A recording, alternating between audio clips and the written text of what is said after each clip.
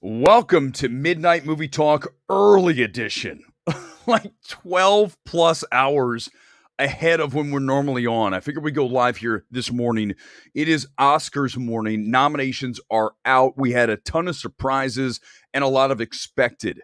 Let's get right into it. And the chat is open. So come in with your takes, what you are excited about, what you are not thrilled about, what surprised you.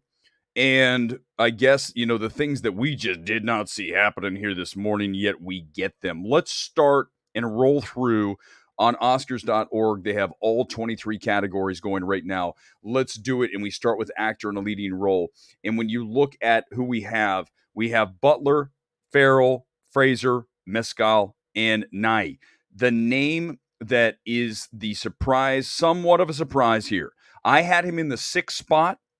Not getting in. I had Cruz in and Paul out, but Paul gets in, which makes me very happy. Okay, I am not thrilled that Tom Cruise is not here, but you guys know how much I love After Sun. I adore the film. I mean, that film broke me as a human being, just absolutely left me shattered. So to see Paul here is very rewarding, very happy to see it, but Cruise is not. So that was it. Listen, on Awards Ace, we had him at 6. We had Cruise 5. That's how that 5 spot works. You get that flip, but I had the right 5 and 6 because that's exactly what happened there at the end. The other 4 were in for sure. Paul gets in here this morning, so that is a win. Okay, and anyone else is a loss. Like if it's Adam Sandler, I am on the stream right now losing my mind. But I'm not, because it's not Adam Sandler and Hustle. Thank God. Supporting. Gleason, Brian Tyree Henry, hello, yes. Okay, I love the performance, a film that Apple worked hard on. They really pushed Causeway. I know they've got to be thrilled to get something out of that film, and I think the best thing from that film is here this morning, Brian Tyree Henry. Judd Hirsch, no. For me, that's absolutely a no. That is such a small performance. That is the Grandpa Simpson walking into the bar, putting his hat on the rack, and then walking right back out. That is Judd Hirsch in The Fabelmans. I don't like that. But it's not like we didn't have him there. I had him outside looking in. He gets in this morning. Remember, this is the Oscars. A lot of old voters. They love Judd Hirsch. There he is. Barry Keoghan is in. We expected 2 Banshees. They got that. And then Kwan is winning this. So everyone else is just showing up that night. There's no reason to even bother with any kind of speech. It's going to be Kwan winning for EEAAO. Let's go to actress. Blanchett, Anna de Armas. Riseborough gets in, which, by the way, is insanity that happened. Because no one watched To Leslie. The fact that she is here based on this bizarre, I'm talking straight up bizarre, grassroots effort, last minute, like last week, right? Hey, have you seen To Leslie? Have you? Every star is tweeting out, oh my God, Andrea Riseborough. No one's suggesting it's not a performance. I watched half the film. Frankly, I didn't even get to the other half of To Leslie. I'm not suggesting that I won't, or it's like a bad performance, but you're going to tell me that a film that really, come on, nobody watched To Leslie, and you have Danielle Deadwyler available to you, and you leave her out, and you put in Michelle Williams. Let's move on to Michelle Williams. Michelle Williams, you're going to put her in over Danielle Deadwyler? Embarrassing. There are some embarrassing things this morning. That is one of the top 3 for sure. Leaving Danielle Deadwyler out and putting Michelle Williams in. Forget Riseborough, which is just bizarre. Let's just focus on Michelle Williams. And I think Viola Davis not getting in too. That I don't have as big a problem with, because when you look head to head at Danielle Deadwyler versus, let's just use Deadwyler versus Viola, the 2 that should be here snubbed. Deadwyler is the stronger of those 2 performances. So that's why I want to focus on Danielle Deadwyler more than Viola Davis when we talk about snubs here this morning. But Michelle Williams has no business here. None. Zero. That is a absolute Razzie performance, and I can't even believe that I am reading her name on this list. Well, of course I can, but I pray that it wouldn't happen. And Riseborough again, make it make sense to me. That's what your job is here this morning. Make it make sense. Supporting. Bassett is going to win this. Everyone else, just like in supporting actor with Kwan. Bassett wins. Everyone else playing for second place. Hong is in for The Whale. Carrie Condon, Banshees. Jamie Lee Curtis, EEAO. And then Stephanie Sue from EEAO. The two, we had this. I had this exact thing. I did have Carrie Mulligan in there, and she said gets nothing here this morning, right? If I'm not mistaken, as I was over on the Film Threat channel just gunning through this stuff. I don't understand how a film as strongly assembled and as well made, right, as that film, she said, gets 0. What are we doing? But Hong is in for The Whale, along with Brendan, obviously for The Whale. Thank God The Whale didn't get a Best Picture. Oh my God. I told you guys, if Babylon and or The Whale gets in Best Picture, it'll be the worst Best Pictures ever. Best Picture lineup ever, the worst with Babylon and The Whale, and neither got in. Thank you for at least seeing that both these films suck. They're terrible films, both of them. Animated. Surprise, here's The Sea Beast. We knew, not really though. Okay, listen. Netflix is coming to win with Pinocchio. And it was either going to be Sea Beast or Wendell and Wild in that 5 spot. Those were the two options. I think I didn't even get around to watching either one of them, but I hear that Sea Beast was very strong. So to see it here, really not a shock. The other 4 were in. Marcel and Turning Red and Puss in Boots, and then Pinocchio is going to win. This is another one of these, the winners here, and everyone else is playing for second place. And they're just happy to be there. Hello, I'm happy. Cinematography. Some surprises here. Okay, but good ones for me. All Quiet on the Western Front does get the Best Picture. I had it just outside getting in, but I did say that Women Talking would get a nomination. So for those who are like, well, you missed on All Quiet. Well, I got Women Talking, and no one else thought it was going to happen. So I had that. Triangle Sadness, really nobody had into the 10 spot. So don't come at me with, oh yeah, Triangle Sadness we had for director and for picture. No, you didn't. No, you didn't. We had it on the board, but we didn't have it happen. Bardo was one I was right on the border, and I actually had it out. It's in, so it's one of those, not a huge surprise. Elvis, in for sure. We knew that. Deakins is getting in for Empire of Light, a film that is much better than it was treated this year. Not a great film, but still better than a lot of these films, Empire of Light. And then you have Tar, which that is the one that I love to see. That was our winner for Sunset Circle. I think that it is absolutely underappreciated when you view Tar. A lot of people do not value, or they're not paying attention to, the cinematography of Tar. And to see it here, man, that feels good this morning. No Top Gun Maverick. You see win all over the place, and then it's left out here. Interestingly enough, a film that we did not have in Best Cinematography for Sunset Circle. So, it's interesting to see some of this stuff happen here this morning. Costume design, Babylon, there's where you're going to see it. We knew that would happen. Black Panther, yes. Elvis, Everything Everywhere All at Once, a surprise there. Marginal. It was listed. It had nominations, but a little bit of a surprise. And then we go to Mrs. Harris Goes to Paris, which you're usually, in costume, you get one of those random things like Mrs. Harris, which is a film that's perfect for costume design, obviously, for those of you who've seen the film. So that makes sense. Directing. So the surprise here is Ruben in Triangle Sadness. The other 4 all were expected. Those are your 4. DGA, the one DGA who didn't get in, who in my estimation, and I do admire Triangle Sadness and Ruben's direction and certainly ambition of Triangle Sadness. But I am taking Joseph Kosinski there in that 5 spot over Ruben all day, every day. Okay. So that is a disappointment to me here this morning to see Kosinski out. Even Sarah Polley, you guys know I very much love Women Talking, one of my favorite films of the year. And I think that makes sense there. We knew Charlotte Wells was not going to get in for After Sun.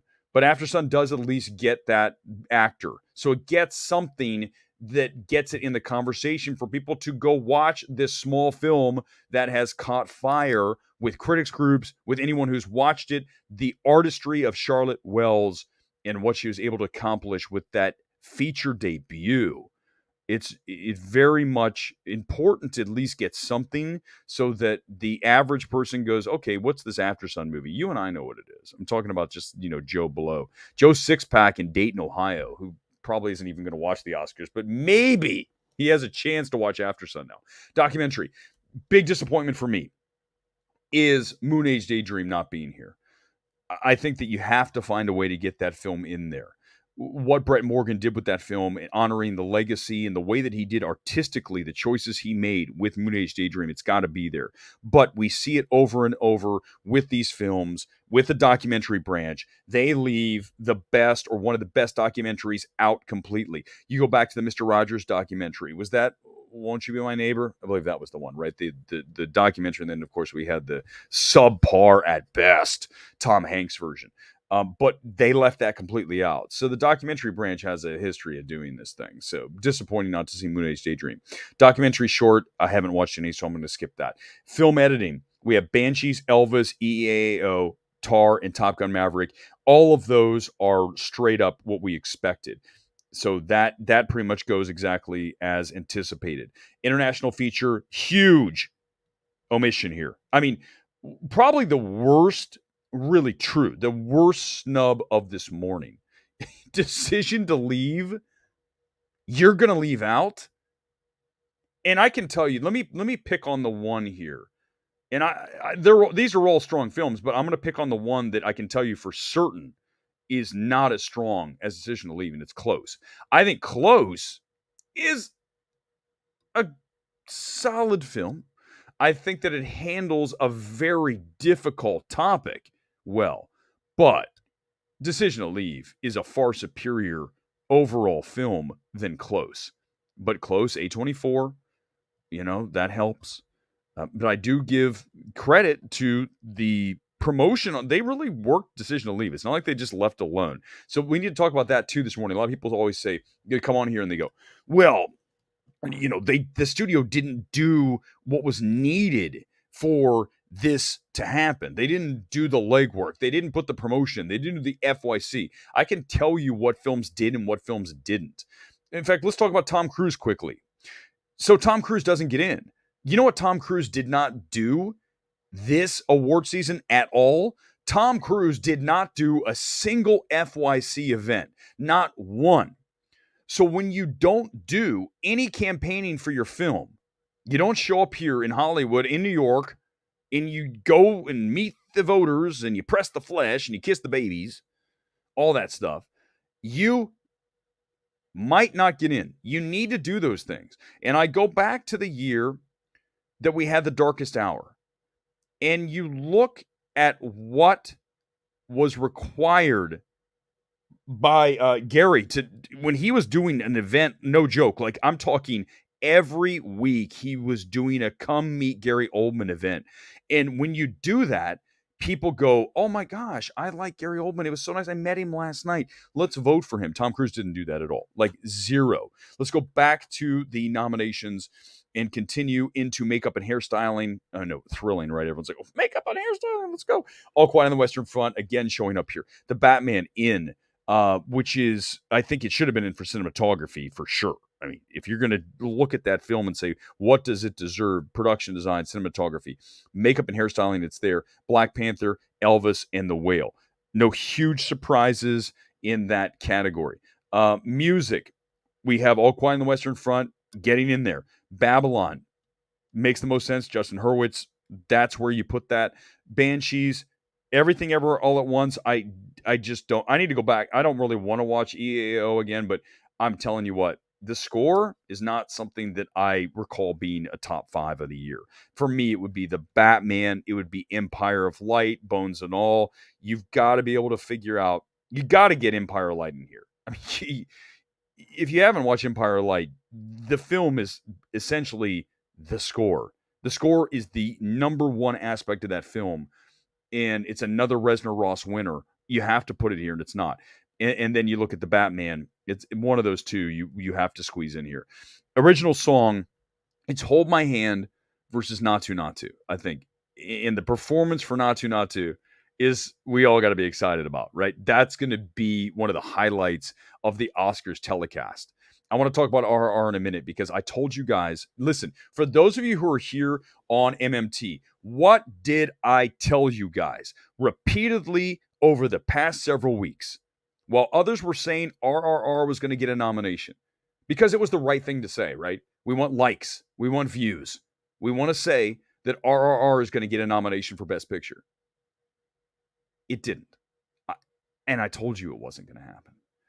Because when you don't land your country submission, you're so far behind in the race for, obviously for international feature, it's not going to happen. But when you don't have that in your bag and you come into play for Best Picture without international feature, it's almost impossible to happen. And I called it the night that India did not pick RRR as its country submission. It's over for RRR. And I was 100% correct. Because here on MMT, we don't deal in what should be said. We deal in realities. Okay? So I'm sad to say, for those of you that thought it might happen, I told you it wasn't going to. Don't get your hopes up at all. It's just not happening. Here's your Best Picture lineup. All Quiet on the Western Front. Netflix thrilled this morning. You see this everywhere, this film. War films always do well. Do not doubt war films. I had it outside looking in just barely, but it's here. Not going to win. It's not going to win, okay? But I mean, oh my God, what a shock that would be if it won. But I'm telling you, no. Avatar, Way of Water, not going to win. Banshees, real shot to win. Elvis, outside shot to win. Everything Everywhere, shot to win. Fableman's, favorite right now. The favorite right now. Tar, don't think it can win. God, I'd love it. If I was voting, Tar's my number one film, easy. Top Gun Maverick, let's load in and lock in on this. So, you see it here. We knew it was going to happen. The big thing about Top Gun Maverick, it does get the adapted screenplay nomination. You need that for Best Picture. It's vital, right? So that way you can say, well, it's also in screenplay, and here it is in Best Picture. That gives its chances and boosts those. But on a preferential ballot, we've said so many times here on MMT, on a preferential ballot, Top Gun Maverick is going to perform very well. Because when you list your 1 through 10 films, you take these 10 films and you're going to list them in your preference of what you like, right? So number 1 would be your number 1 film. For me, it'd be Tar. Number 2 for me in this list would be Top Gun Maverick. What's going to happen with Top Gun Maverick is it's going to be in the top of those ballots on almost everybody's. Conversely, a film like Triangle of Sadness is going to be probably at the bottom. But let's use something like Everything Ever All at Once. Now, I know a lot of you love the film, but you got to admit there's a fair number of people that also think it's extremely overrated. So there we go. There's that polarization that'll get you a 1, 2, 3 or a 7, 8, 9, 10. And when you have that split like that, that is not going to benefit you as much as Top Gun Maverick 1, 2, 3. Very rarely, if ever, in the 8, 9, 10 spot. So do not think that Top Gun Maverick cannot win. That would be a big mistake by you. Triangle of Sadness, no one expected. Here it is. It was outside. It's not like it's completely somewhere from, like, on awards days we have heavyweights, middleweights, and lightweights. It wasn't a lightweight coming up, but I still had it in the middleweights, closer to the top, coming up. Really, Neon's got to be thrilled. Neon is having a party tonight, just on Triangle of Sadness. Dolly doesn't get in, but I'm sorry, they're going to trade that for picture and director all day, every day. Okay. And then we go to Women Talking, which I did say was going to get in. So I'm very excited about that. Production design, All Quiet on the Western Front. Avatar, Babylon, Elvis, Fabelmans. No surprise on any of those. People, I thought Batman had a shot. Didn't have it in. But Fabelmans, period pieces will always do well when it comes to production design. War films, period pieces, and of course, James Cameron.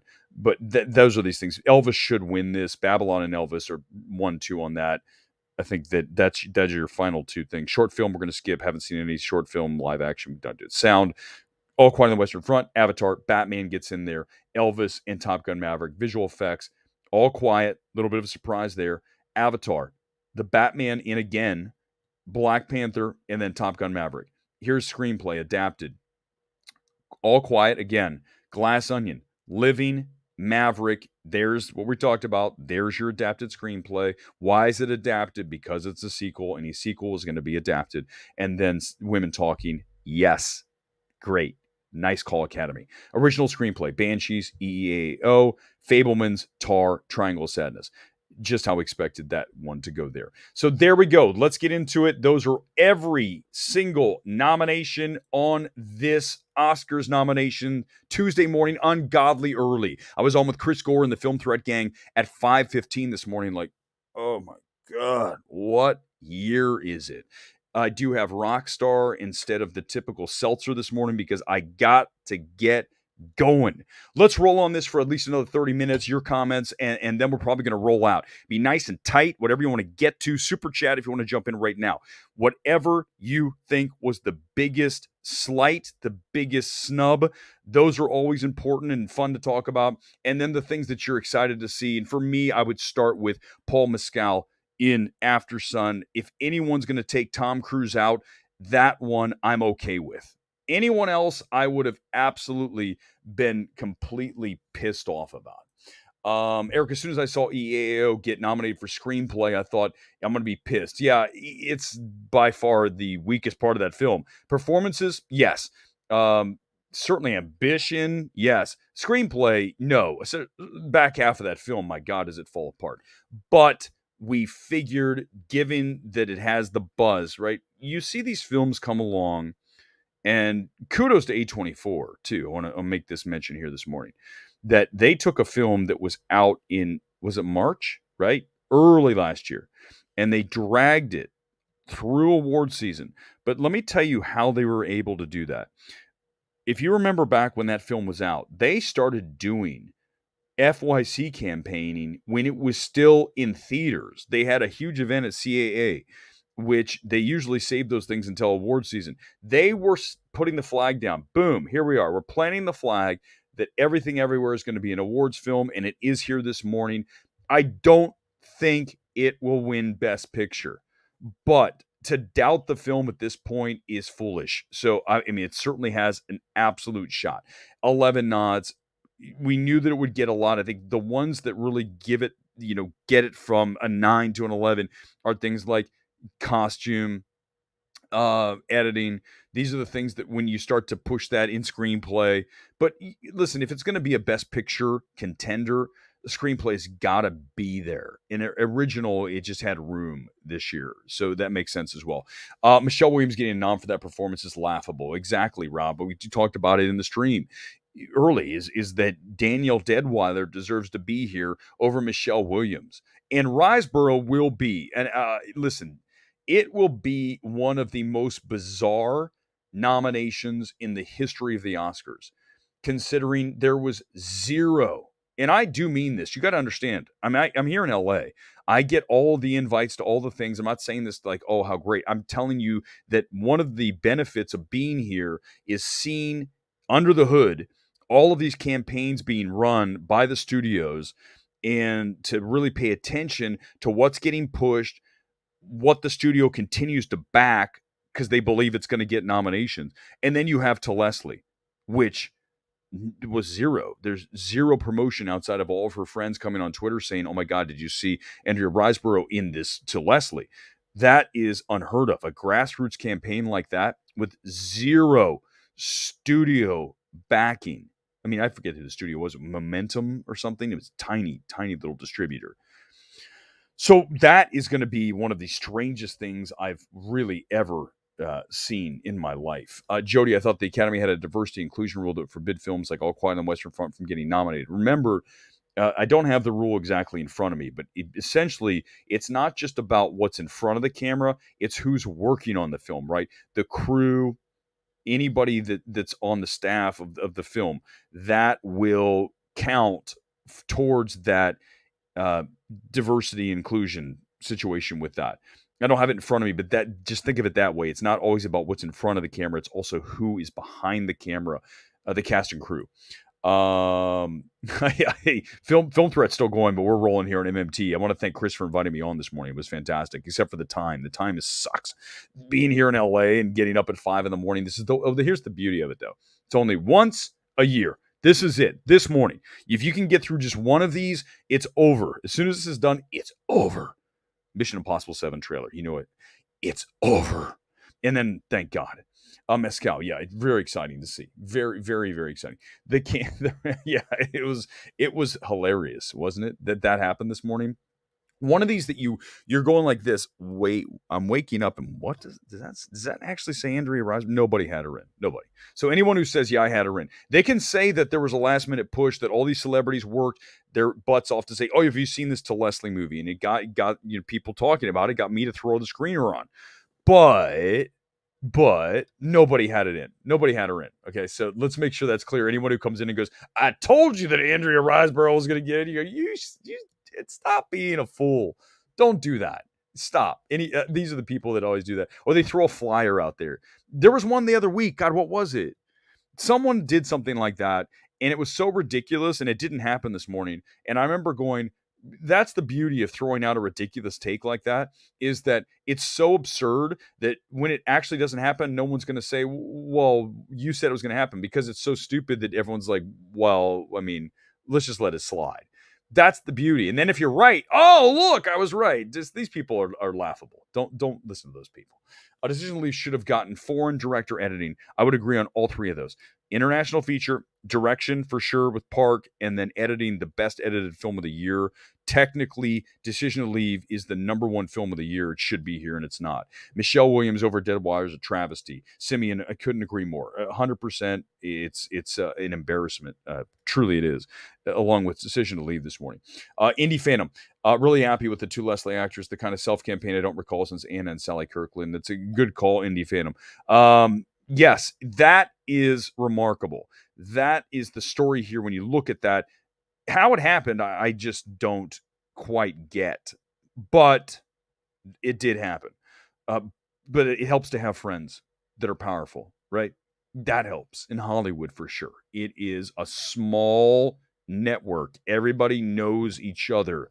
And if you burn a bridge, watch out. It's over. It's over. I just need to get that on a loop. It's over. Animation, cinematography, snub for Maverick, mitigated by nom for Tar. I agree 100% with that. Tar needs to be there. It is. Very excited to see Tar for cinematography. It was our winner for Sunset Circle. So to see it nominated, vindication. Because a lot of people are like, what are you talking about? Cinematography for Tar. Yes, it is great. Did they forget to nominate Avatar 2 for best visual effects? Did they, for God's sake? Did I literally just miss that? Did we miss that? These are the things sometimes, honestly, when you're gunning through these things. No, it's there. It's there. You scare me, Jody. Did I just miss that? That would be a big thing. But when you're doing this, I don't know why I have these on. I'm taking these off. When you're doing this for this long, sometimes you miss things like that. The things that you expect to be there. I go back to, and I know some of you are gonna say, well, this seems kind of strange.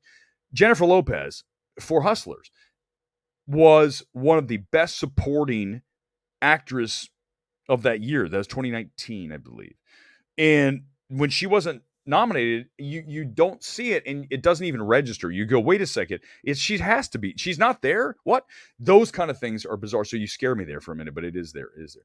Absolutely nuts. Ana de Armas is nominated for an Oscar and a Razzie. Isn't that the power of Netflix and campaigning?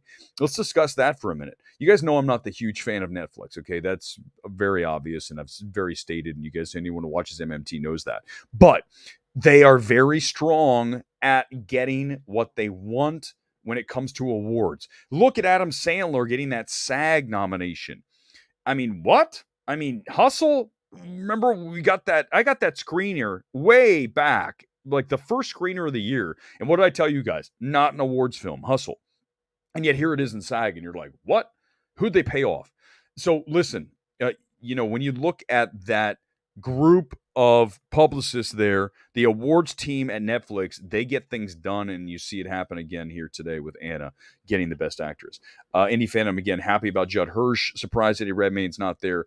That was the one we thought would happen. Speaking of Netflix, they expected that to happen. It didn't. I think it's really it's Judd Hirsch is old Hollywood, so it makes sense. The surprise for me there is going to be Brian Tyree Henry, who we had in Sunset Circle, who many critics groups had as well. And now finally, we didn't see it show up anywhere. I think Critics' Choice, but no Globes, no BAFTA, none of that stuff. And then here he is, and very deserving. I love Brian Tyree Henry. I mean, I'm talking about one of my favorite. If I were to, what actor do you want to watch perform? I want to watch Brian Tyree Henry. There's something about his eyes, the way he's got soulful eyes. That's how I'd say about Brian Tyree Henry. All Quiet, big Netflix. Glass Onion doesn't get in. I had Glass Onion in here because it has the PGA. It was widely viewed, and it ends up out. Glass Onion, I don't think is a great film. I think it's better than Knives Out. And it really felt like this was a film that was going to get in. It didn't. But I am happy to say that if you're going to go head to head, Glass Onion versus Women Talking beats Glass Onion. So it's good to see Women Talking in there. No question about it. Redmayne, the Leto slot. Yeah, he just didn't quite get it done. Hirsch should not have gotten it. I agree 100%. Buckteeth Bandit. It is the shortest in and out. Again, you've seen the GIF. You've seen the Grandpa Simpson in the bar, out the bar, hat on the post, hat off he goes. That's what Judd Hirsch is in this film, and here he is. But remember, old Hollywood, Judd Hirsch, he's a legend. Let's give him a nomination. He's not going to win. It's going to be Quan who wins. So really, what's funny about all this is we're talking about these 8, 9, 10 in Best Picture. We're talking about the 4, 5, typically just the 5 in a lot of these categories. But the reality is that 5th spot that we're, debating and saying, I can't believe they left this film out. It doesn't really matter. The film was never going to win. That performance had no chance. Like Danielle Deadwyler. Should she be here? Yes. Was she going to win? No chance. Okay. It's going to be Cate Blanchett. It should be Cate Blanchett. So when you're talking about snubs, what you're really looking for, and this is what you come here to MMT for, you're looking for something that had a chance to win being left out. And that is why our number one snub of today, and it goes right along with the nicheness of MMT, because most people are going to point to all these other things. Decision to Leave not landing Best International Feature, because that's a film that should win or could at least contend. Put it up against All Quiet, put it right there, those two head to head, and you're going to leave Decision to Leave out? Wow. That's the biggest snub of the day, because that's a film that had a chance to win. These number 5 things, they're fun to discuss, but they don't have a chance to win. I mean, like Michelle Williams, right? Sleepy Song, no chance to win. And it's cringe. The performance is bad. It's not, I like Michelle Williams. We've seen Michelle Williams do really good things. The Fabelmans is not that. At all. So to see her here, it's bizarre, but it's also not completely unexpected. I had her in the number 6 spot because she was right there, right? She had the precursors, and I was like, please do the right thing and leave Michelle Williams out. The Academy is like, no, we're going to go ahead and put her in. No, don't do it. Rusty, I think we're talking about, Judd Hirsch. Yeah, for sure. Judd Hirsch anything's bigger than what he did in Fabelmans. I still can't believe Riseborough's in. Tayag 100%. That's the shock here. To Leslie, top 5 flick for me. I'm going to need to watch the rest of the film. But again, no one had her in this conversation. Certainly a couple months ago, even a couple weeks ago. The fact that she's in here this morning speaks to the power of powerful friends in Hollywood. Let's go to Tag again. I didn't think Viola Davis and Woman King was Oscar worthy. I agree with you on that. Didn't even give the best performance of the movie. Lynch is better, and also Mbedu, the daughter. Oh, she's fantastic. So either one of them stronger than Viola. So I don't really have a problem with Viola being out. The issue I have is with Danielle Deadwyler in Till. Here's the issue too. When you look at Till, it was a film that a lot of people didn't see. They didn't watch. I know it. Okay, they're not going to tell you they didn't watch it, but they didn't. It's an uncomfortable film, right? You guys know what Till is about. You know everything that goes into the story of Emmett Till, and for a lot of people, that's a very challenging watch. So I understand how she isn't here, but it is a crime that she's not too, because it's one of the best performances of the year. The problem with She Says they're far better journalistic flicks. Agreed. It's not the best of them, but it's also not a liability. It is a strong enough film to be here in your 10. I would have it over Triangle of Sadness for starters. Let's just start with that. Stronger film. I have The Menu.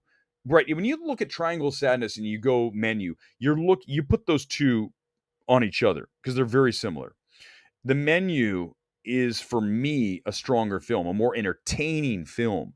I love what Ruben does, just like Force Majeure. A lot of the things that he brings to, like, the social injustices, right? The rich and the poor, the disparities. These things, all of that, the class struggles are there. It's interesting. The problem with that film, Triangle of Sadness, for me, is that it's overlong. I think that third act, when we get to the island, takes too damn long to get to the conclusion, which is really good.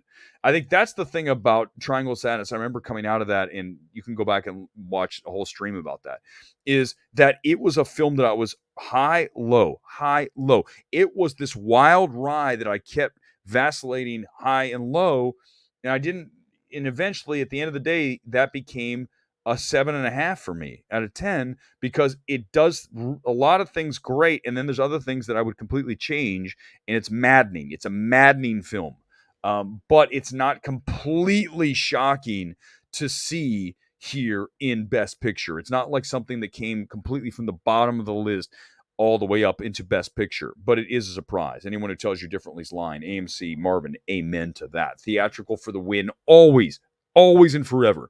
The Whale didn't get in for adapted screenplay. It's one of the worst screenplays in the history of awards. I told you guys that. I feel vindicated here this morning that not only is it not an adapted screenplay, it's not in picture, and it doesn't deserve to be in either one of those categories. The Whale is the worst film of 2022. The single worst. That screenplay is a dumpster fire. It's an embarrassment to anybody who's ever written a half decent screenplay.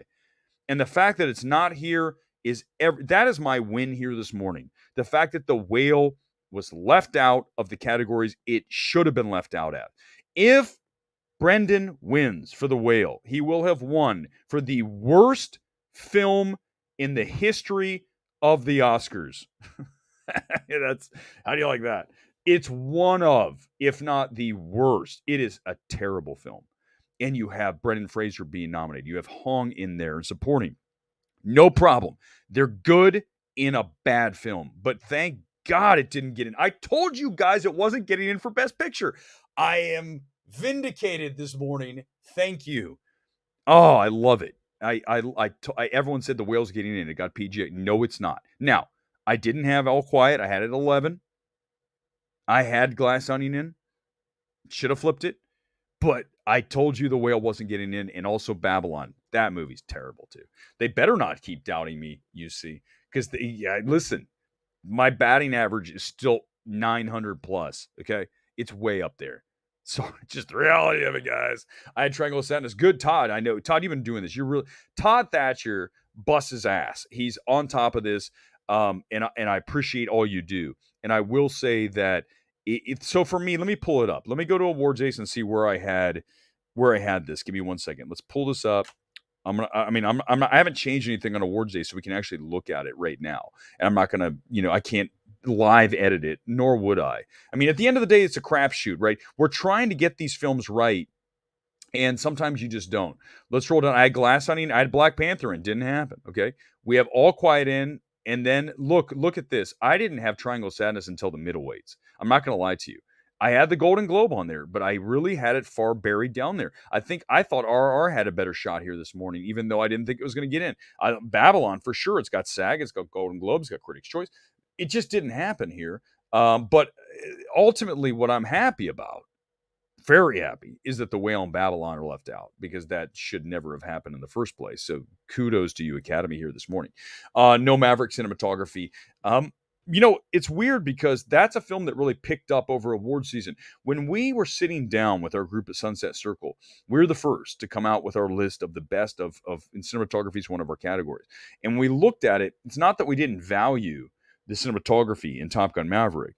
It's that there were 5 films that we had stronger, and one of them was Tar. So for me to see Tar in here it really covers up that the omission of Top Gun Maverick in cinematography. And thank you. It's very cool and something that, listen, it won for us in Sunset Circle. So I'm glad to see this. What you're always happy about for me, what I love to do when I watch a film and when I evaluate it, and last night watching Infinity Pool, you're looking at. Go watch that stream if you want to know about that one. Um, you're looking at the elements of the film. So when you're watching whatever film you're watching, let's use the Batman for example. Going back to the Batman, our first film that we ever reviewed here on MMT. You're looking at the elements. So you're looking at when you watch Batman, you're clearly seeing direction, right? Matt Reeves. You're seeing production design, score, Giacchino. You're looking at sound, obviously. I think Pattinson does a very good job as Batman. It's not an awards performance. But what you're trying to do is you're trying to extract elements from these films. And another example, Empire of Light. If you're going to get Empire of Light in, you're going to bring it in for cinematography and score. You're going to leave it out of screenplay for sure. Okay, still a better screenplay than The Whale, but you're not going to put it in for screenplay. So you're trying to extract these elements. So when you see something like Tar get in for cinematography, that's what I was saying when we did the stream coming out of that first screening here in LA, the premiere for Tar. I said, Tar is not just about Cate Blanchett. Anyone who is not noticing the filmmaking of Tar doesn't know what they're doing. They're not skilled at evaluation of technical elements of film. Because when you watch Tar, you see cinematography, you see editing, direction, which obviously that all kind of falls under that umbrella. Those things are so strong that makes me happy here this morning to see Tar. 100%. Anna wasn't nominated for a Razzie. Oh, Blonde was, but Anna wasn't. Okay, all right. I didn't even pay attention to the Razzies, other than the fact that they did nominate the little girl from Firestarter, which you guys know I saw like 6 times in theaters. There was nothing else out, and the movie made me laugh my ass off when the cat gets scorched by the actress who was nominated for a Razzie. You don't nominate a 12-year-old girl for a Razzie. That is bullshit and not cool, okay? So that makes me not even want to talk about the Razzies. But yeah, NJ, Eric literally said RR wouldn't get in. That's exactly what I said. I said it would not happen. I told you guys that it was not going to happen. RRR gave it a valiant effort here over the past several months. I mean, here's what happened. Let's talk about RRR and under the hood. So when RRR did not get India's country submission, the PR agency that got hired by Variance Films that was handling RRR busted their ass to get this film in for Best Picture, Best Director, SS, to get this thing in for Song, Natsu Natsu. They had multiple, that's underselling it. They had events every damn weekend. Okay, every weekend over the past several months, there's been an RRR function here in LA. So you cannot put it on the studio and the promotion house, the PR agency who was hired to get this thing in, on them. No, you just have to put it to the fact that it wasn't going to happen because when it does not get the country submission, it's all but dead. We said it back like literally 4 months ago here on MMT. If you're new to the channel, subscribe, please. You will get that kind of insight way ahead of everyone else who's like, well, how did RR not get in? We knew it wasn't going to get in. Let's go about another 10 minutes, then we're going to just crush this thing down. We could keep going. I get it. Let's get in. Super chat, you're in. Final 10 minutes. Let's do it. I think we've done a really nice job of breaking down everyone who should be here, who was snubbed, and anything else, come at me with the comments. I'm way behind on them. Let's get to it. Anything, bring me a super chat right now. We'll get into it. But I think overall, when we look at this morning, I think that the Academy did a decent job. There's nothing aside from, for me, Decision to Leave, the biggest snub of the day, a film that should be in contention to win international feature, is not here. That's the number one thing. That's the number one takeaway. I know that's inside film. I know that that's, inside baseball, as they say. A lot of you want me to talk about the fact that Danielle Deadwyler's not here, which I have talked about. I think that she should be here. But when you look at the landscape of all the films this year in 2022, you look at Decision to Leave as one of the best films of the year, and it's not even in your top 5 international features. Embarrassing. Film Twitter dorks more. Thank you, Galia. There's a super chat, and what's Film Twitter railing about? Can I just guess? Are they railing about the fact there's no female directors? We had this discussion the other night. There's nothing wrong with not having a female director in your top 5. If you believe that your top 5 directors, whoever they were, or guys, or girls, doesn't matter. It's the best 5 directors, period. For me, I would have Sarah Polley in, not even hesitating on that. I would also put, for me, Charlotte Wells in. I knew she had no shot, but I think that Sarah Polley deserves to be there. I would put her in over Rubin, but I just don't like the whole mindset of, chauvinist bastards. It's all males. Just, can we not do that? Can we just say that maybe they thought these were the 5 best, because that's how I run my life. It's merit based when it comes to film. So let's just go that route instead of saying all these people all have it in, they hate female directors. Can't we just say no, they like these 5 more? Let's at least try that. Okay, can we please? I'll try to bring Gore into the show. I've had him on before.